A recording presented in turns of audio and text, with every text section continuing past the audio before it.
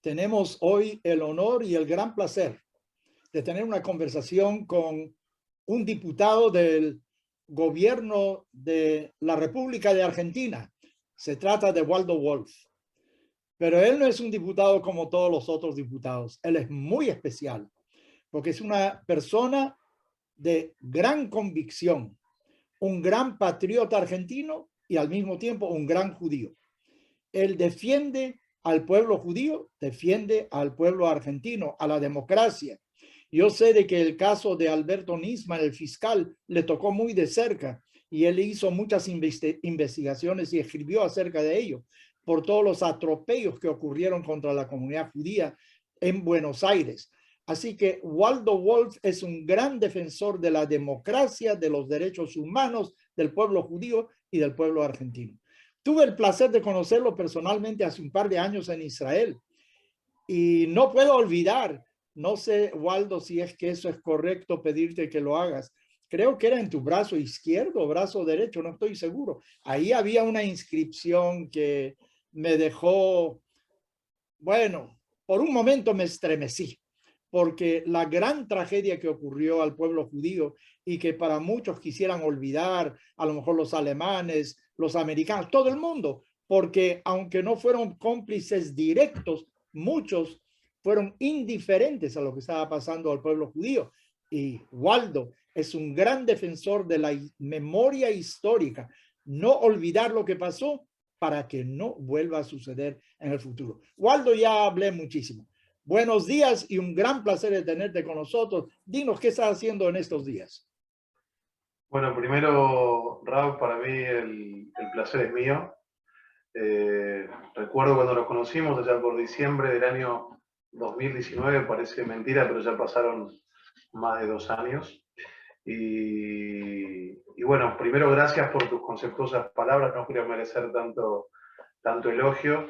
Tengo un tatuaje, yo sé que esta fue un tatuaje, pero bueno, aquel que me pasó la letra me dijo, te paso la letra, pero no te tatúes porque tatuarse es algo taref. Y le dije, no te puedo mentir, ya que me voy a tatuar algo, me voy a tatuar algo simbólico y mi tatuaje es este, que para aquellos que... Wir seien da, estamos aquí. Sí, ese es el final del himno de los partisanos que lucharon en el gueto de Varsovia contra los nazis. Y bueno, yo soy hijo de una familia sobreviviente de la Shoah. Estos días la recordamos, la conmemoración internacional. Mi padre fue un inmigrante alemán, así que me crié en primera persona escuchando la historia de la comunidad judía alemana, contándonos lo que pasaba en aquellos días, y gran parte de mi familia paterna murió en la Shoah. De hecho, estos días recordaba una tía abuela, una hermana de mi abuelo y su hijo, que murieron específicamente en Auschwitz. Así que, bueno, acá estoy, ejerciendo mi rol de diputado, y como vos bien decías, son dos condiciones que van en paralelo, no tienen ninguna contradicción. Soy argentino, como decimos aquí, hasta el tuétano, hasta la médula, y mi condición de judío va en paralelo. Vivo en un país que tiene grandes conflictos cívicos y sociales, pero que su constitución nos da la libertad de ejercer el culto que querramos, en su artículo 14, y yo soy judío y no concibo el judaísmo sin tener a Israel como centro de vida espiritual. Lo que hace el gobierno de Israel puede gustarme o no gustarme, como a los armenios les puede gustar o no lo que hace el gobierno en Ereván, como un hijo de italianos puede emocionarse cuando va al Vaticano y estar en contra o a favor de lo que hace el gobierno italiano. Así que con ese espíritu y ese ordenamiento en mi cabeza vivo mi condición múltiple, argentino, judío, y como Israel como centro de vida espiritual, no político y no gubernamental, por supuesto. Waldo, quería preguntarte, ¿no? Yo pensé inocentemente, después de lo que ocurrió en la Segunda Guerra Mundial, y especialmente el empeño que hizo el general Eisenhower, que fue quien dirigió las fuerzas de los aliados en la guerra contra los nazis, cómo fotografiaron, pusieron en películas en aquel entonces, no se hablaba de videos, de lo que él vio de los sobrevivientes en los campos de concentración, todo lo que había ocurrido, porque decían, nadie lo va a creer después. Bueno, yo creía, después de la Segunda Guerra Mundial, mira, el antisemitismo ha muerto ahora. Finalmente, después de que el mundo sepa lo que ha ocurrido, eso ha terminado por siempre ya. Pero vemos que no es necesariamente así. En Argentina, en Estados Unidos, en Europa, de repente hay brotes de antisemitismo. Los americanos dicen, antisemitism is a light sleeper. Mira, hay que despertarlo, es una especie de virus, decía el finado rabino Jonathan Sachs, que se muta totalmente y vemos hay un resurgimiento. ¿Tienes miedo? ¿Hay la posibilidad de que se repita un holocausto? Bueno, qué buena pregunta, Raúl. Vos siempre con las preguntas tan inteligentes y tan profundas. No, hoy no la hay. Hoy no la hay. Mientras exista un Estado judío, que es el judío de las naciones. 197 naciones. Y el único Estado judío es el de Israel. No la hay mientras haya judíos que no negocien la conversación con aquellos que quieren destruirnos. Lamentablemente, a mí como argentino estos días me tocó vivirlo. Nuestro país asistió a las elecciones en Nicaragua y ahí había un prófugo de la justicia argentina acusado de haber puesto una bomba en la AMI aquí en el año 1994 y nuestro país se hizo distraído. Y después Nicaragua, que en nuestro país llama gobierno amigo, dijo que aquel requerido por la justicia argentina, Mohsen Rezai, era bienvenido. Así que mientras hombres como vos, como yo y como tantos otros alcemos la voz, seguramente no existan posibilidades. Lo que no hay que dejar de hacer es dejar de alzar la voz, dejar de denunciar el antisemitismo. Al antisemitismo no se lo explica, al antisemitismo se lo combate. Con los antisemitas no se Repítame negocia. eso, antisemitismo no se explica, se lo combate. Esa frase me encanta. Exactamente. La mejor estrategia que nosotros podemos tener contra los antisemitas es ganarles. Es ganarles. Es denunciarlos y ganarles. Y no abrazarlos. Con el terrorismo no se negocia, se lo combate y esa es nuestra estrategia. Es denunciarlos y ganarles. Yo lo hago permanentemente. Estos días te voy a mandar después que ir al Congreso, donde yo tengo la herramienta que tengo hoy en día. Cuando era joven, por ahí mi herramienta a la hora de encontrarme con un antisemita eran mis puños. Hoy es un micrófono y tener cientos de miles de seguidores en redes. Y voy a denunciar la connivencia de mi gobierno con el gobierno nicaragüense que recibió un asesino de judíos sin hacer absolutamente nada.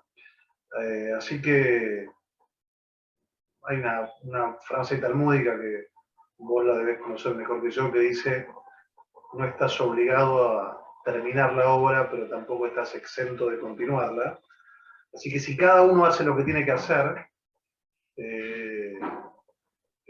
ahí estaremos, siguiendo esta batalla que no termina nunca, y justamente como toda batalla que no termina nunca, no puede dejar de ser peleada ni un solo día. Diputado Wolf, este es su campo, no el mío, pero soy un lector, escucho, leo. La América Latina se está yendo hacia la izquierda. Uno ve un cambio importante en los últimos años. ¿Cómo es posible de que en Chile se haya elegido a una persona de izquierda cuando en Chile hay centenares de miles de refugiados venezolanos que han huido de su país debido al régimen que tienen? ¿No ven cuál es el resultado de eso en el Perú? En Honduras tenemos ahora la esposa de Zelaya. En fin, hay un cambio en la misma Argentina. Hay un vuelco hacia la izquierda. Y ahora vienen elecciones en Colombia, pronto vienen elecciones en Brasil. Pareciera que todo el continente está yendo a la izquierda, incluso los Estados Unidos. No son lo mismo que eran hace 10 años atrás. El Partido Demócrata no es lo mismo tampoco. Yo no soy político. Diputado, usted sí. Díganos algo Congressman, sobre qué está pasando en Congressman. América Latina. Bueno, hay que reconocer que ellos han librado la batalla cultural mejor que aquellos que no somos de izquierda. Yo no me considero un hombre de centro. De hecho, creo que las izquierdas y las derechas son antiguas. Pero ellos han dado la batalla cultural con un enorme relato, y muy bien desarrollado relato. Han dado una gran batalla mintiendo, ¿no? Hoy ser antisionista es algo que está bien. Decir que uno lucha por el bienestar de la ciudadanía y ver que los pueblos se empobrecen y no tiene ningún correlato con la realidad, mientras los que dicen defender la lucha contra la pobreza se enriquecen, que son los jerarcas de turno. Nosotros lo tenemos aquí en Argentina. Yo escucho a la señora Cristina Fernández de Kirchner, vicepresidenta de la Nación, hablar de los pobres con su Rolex President en una mano, con su cartera Louis Vuitton en la otra y con cientos de millones de dólares en propiedades sin haber trabajado nunca, abrazarse con la hija de Chávez, que es una de las mujeres con la fortuna más grande del continente. Ellos han hecho un trabajo irracional de relato, muy bien hecho. Por eso es importante que perdamos el prejuicio, sobre todo los que identificamos este problema, de llamar las cosas por su nombre y de dar esta batalla cultural. Creo que el centro y el centro derecha han tenido a lo largo del tiempo una posición vergonzante que debe ser rápidamente abandonada, esa posición vergonzante, y sentirnos orgullosos de las virtudes de la meritocracia, del esfuerzo personal, del mercado como generador de riqueza con control, pero mucho mejor, yo siempre digo, ¿no? que la democracia es imperfecta, pero es mucho mejor que cualquiera de los autoritarismos que vemos en América Latina, Nicaragua, Venezuela, Cuba, ¿no? Estabas hablando de meritocracia, ¿no? Y escuché una expresión de alguien que me encantó mucho, que dijo, ¿qué quiere decir? Tiene que haber opciones, uno tiene que tener libertad de opciones, pero lo que se juzga no es, sino la igualdad de resultados, no de avances, sino de resultados. O sea, si tú ves que cierto sector de la sociedad no tiene el mismo promedio de médicos, eso quiere decir que están oprimidos. Nunca investigas realmente por qué no tienen el mismo número de médicos. Van a las universidades, estudian, esa es otra cosa, pero todos tenemos que tener el mismo nivel y es igualarnos en resultados y lo que ocurre es que tenemos el mínimo común denominador. Diputado, quisiera irme un poquito a Israel. Nosotros nos encontramos en Israel. Últimamente acaba de salir un informe de una ONG donde dice de que Israel desde 1948 ha oprimido a los palestinos, algo terrible, como si fuera el peor país del mundo. ¿Usted ha estado en Israel? Yo lo vi en Israel. En Israel los árabes tienen derecho para hacer cosas, hay jueces palestinos, hay médicos árabes. ¿Existe eso o no? ¿O es que hay un estado apartheid? Por un Bueno, lado están los palestinos. acaban de nombrar una jueza árabe en la Corte Suprema, ¿no es cierto? Estos días ahí, sí. Es que no es la primera, no es la primera. Bueno, eso es la propaganda, es la gran mentira que han instaurado y es un logro que tiene que ver con esto que usted decía de la izquierda. La izquierda hoy le causa simpatía abrazar a la historia palestina. Palestina como país nunca existió. Es un invento que además se lo endosan a Israel. Gaza es culpa de Israel, no es culpa de Egipto, que tiene un border con Egipto también, y sin embargo es mucho más simpático endosarle la culpa a Israel. Israel es un país democrático, la única democracia de Medio Oriente con valores occidentales, donde uno puede expresar su condición religiosa, su condición sexual. Hay una libertad plena y es absolutamente mentira la opresión a los palestinos. Así que habrá que seguir defendiéndolo y comunicándolo, pero sin duda hay una libertad.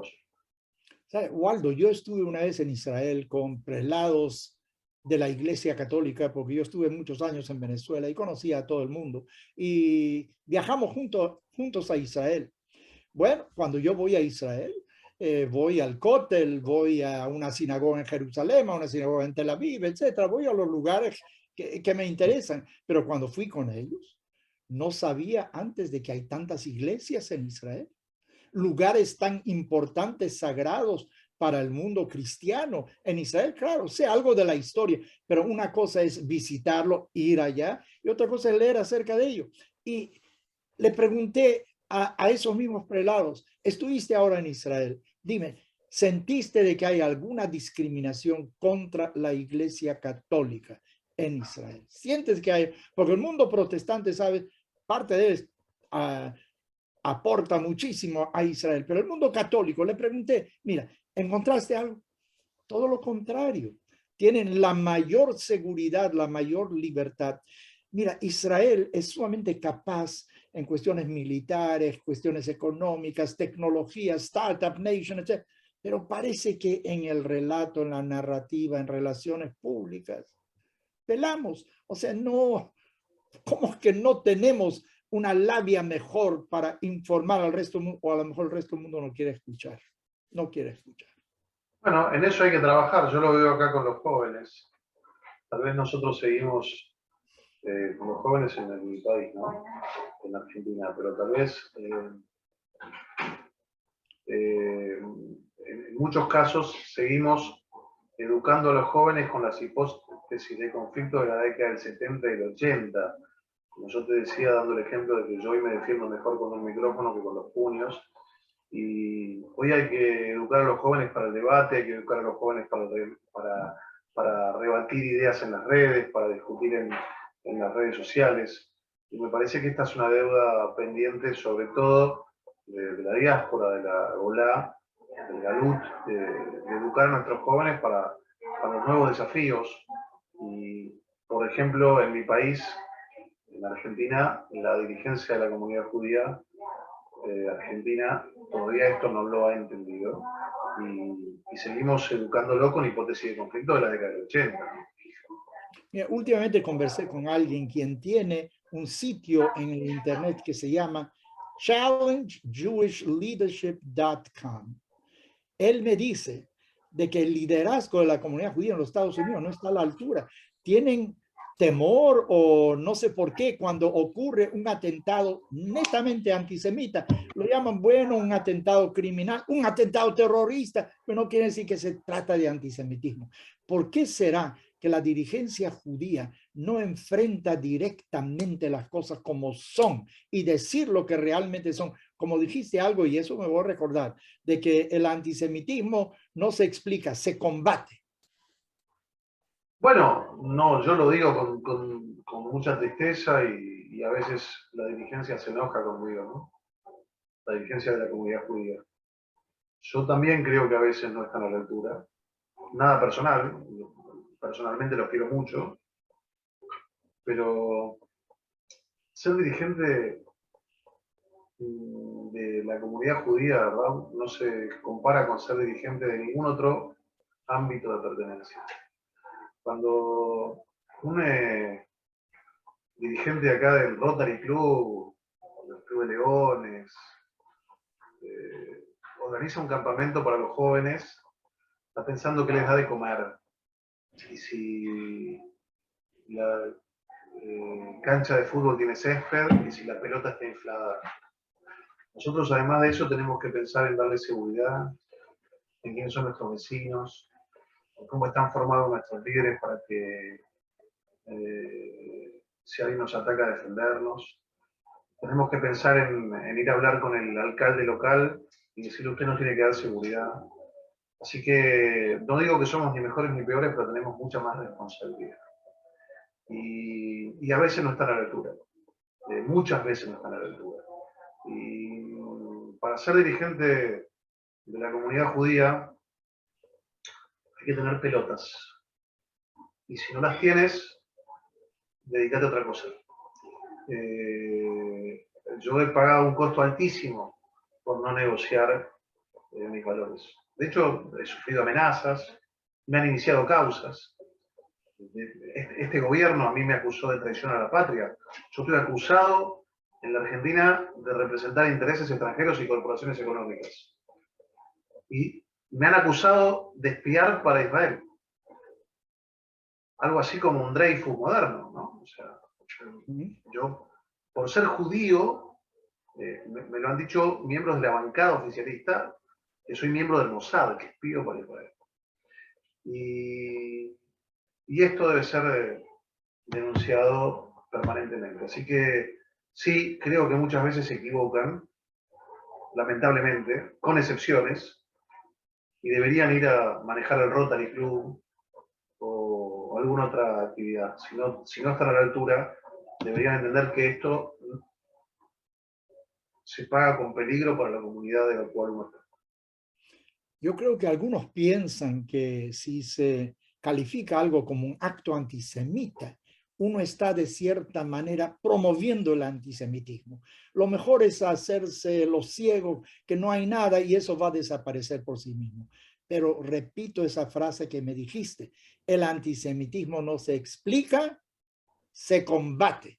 O sea, eso de hacerte el ciego, yo creo que no resultó. Mira lo que ocurrió en Alemania en los años 30, donde el nazismo estaba surgiendo de repente y muchos pensaron, no, que eso va a pasar, de que dijeron, pero que realmente no va a ser. Y cuando llegó el momento final ya no había escapatoria. Eso hay que combatir, como dices tú. Dime, ¿cuál crees tú que es el futuro de Israel con los países árabes? Ahora hay esos acuerdos de Abraham Accords. El presidente Herzog estaba en los Emiratos, creo que está todavía en este momento. Escuché el himno nacional, la Tikva, tocado ahí. ¿Qué piensas tú de esa relación de Israel con los países que están integrándose a esos acuerdos Abraham? Me parece muy sano, me parece que es el camino. ¿Tiene futuro eso, crees? Sí, sí, sí, sobre todo con los sunitas. Sobre todo con los sunitas.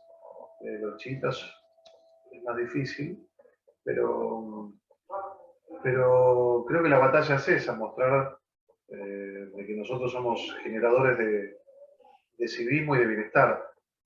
El judaísmo es la madre de las religiones abrámicas, tal cual tú decías, los pactos de Abraham. Nosotros somos el pueblo que trajo los 10 mandamientos, el pueblo de la ley. El judaísmo es el promotor de la organización social civilizada y democrática como se conoce hoy en día. Y eso es lo que tenemos que llevar. Por eso yo me siento tan identificado siendo legislador y profesando mi condición de judío. No hay nada más judío que la ley. Así empezó por ahí parte troncal de nuestra historia, ¿no? Cuando Moisés recibe los 10 mandamientos. Así que me parece que es por ahí. Me parece que todo lo que nosotros podamos llevar como democratización a Medio Oriente, como bienestar para la gente y como luz de la civilización, como la conocemos nosotros y como la concebimos, me parece que está muy bien. Diputado, Yo creo que deberíamos de hablar con un científico si es que puede hacer dobles de usted, duplicarlo 10 veces para que haya más gente como usted que por un lado ama a su país, a su patria, Argentina, y al mismo tiempo se siente orgulloso de ser judío y que demuestra de que tener dos amores no quiere decir deslealtad. Yo amo a mi padre, yo amo a mi madre, yo amo a mi esposa, cada uno lo amo de manera diferente. O sea, el corazón es sumamente amplio, puede integrar muchos amores. Todo lo contrario, quien no ama a su patria tampoco ama probablemente a su padre ni a su madre, etcétera. ¿Tiene usted algún mensaje final que quisiera decirnos, diputado? Sí, por empezar, gracias de nuevo. Yo leía estos días una definición de un autor liberal, Popper. Y Popper hablaba muy bien de este término que posiblemente usted lo conozca, Raúl. Y si no, se lo cedo para que lo incorpore. Habla de la diferencia entre nacionalismo y patriotismo. Y yo soy un patriota, no soy un nacionalista. El nacionalista cree que su país es mejor que el del otro. El patriota ama su patria porque es suya. La definición de patria, si uno la busca en la Real Academia Española, es el amor que uno tiene por la tierra en la que uno ha nacido o adopta como propia y su relación con la cultura, con la legislación y con la historia de su país. Y uno ama a su país porque es suyo, como el chileno ama Chile y como el americano ama a Estados Unidos. Entonces uno puede convivir con un chileno pensando de que es lógico que él ame Chile y que yo ame mi patria, que es la Argentina. El nacionalista es el que cree en la supremacía y cree que la Argentina es mejor que Chile, o que el chileno que cree que Chile es mejor que Argentina. Así que yo tengo esta concepción, esta es mi patria, y mi mensaje es que si cada uno defiende la patria y esto implica la legislación propia, y la legislación de mi patria es la democracia republicana, esto es lo que nos permite compartir la vida con patriotas de otras latitudes. Cuando uno cree en esta supremacía nacionalista, comienzan a gestarse estas grandes tragedias de cercenamiento de las libertades porque uno se cree con derecho a imponerle a otro país sus virtudes, y esto raya la locura y es lo que han hecho los grandes tiranos a lo largo de la historia. Así que acá me tenés, Mirzain Endo, peleando por lo que haya que pelear, vinculado a estos valores, agradecido, siempre lindo verte, y esperemos pronto vernos en algún lugar en el mundo y compartir una linda conversación contigo, que siempre es un placer. Mira, la tradición judía dice de que cerro con cerro no se encuentran, pero seres humanos se encuentran. Y espero que pronto nos encontremos en un momento de alegría, de libertad, que los derechos vuelvan en los países donde las poblaciones carecen de ello en este momento, y que el mundo democrático se afiance más y que la narrativa democrática se imponga en el mundo. Un gran placer y un gran honor. Muchísimas gracias, diputado Waldo Wolf, un gran defensor de los derechos humanos, no solo en la Argentina, porque su nombre va mucho más allá de su circunscripción. Muchísimas gracias. Gracias a vos, Raúl. Un abrazo grande. Chau, chau.